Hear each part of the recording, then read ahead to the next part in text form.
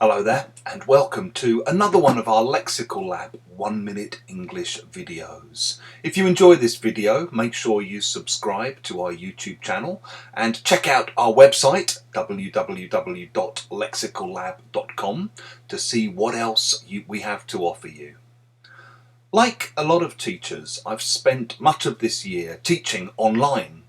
And to be honest, I've grown to enjoy the whole process. There are obviously lots of advantages to teaching online. You can work with lots of different students who are also busy going about their lives in different places. I don't have to commute in and out of work. I don't have to dress up at all. I don't have to buy overpriced coffee from expensive coffee shops. However, teaching online is very much dependent on the technology working.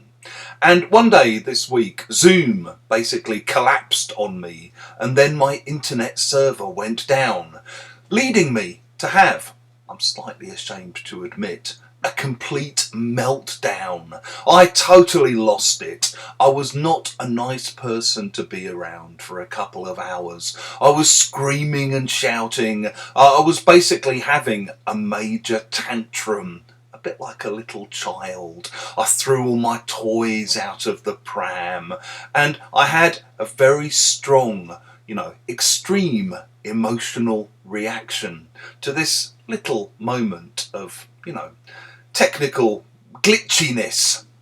Maybe you also know the idea of a meltdown happening in nuclear reactors. So when Chernobyl went, or when Fukushima went, the main reactors went into meltdown. We can also use it about systems or organisations. So we often talk about the 2007-2008 global financial meltdown, where a whole load of banks collapsed and billions of dollars were lost.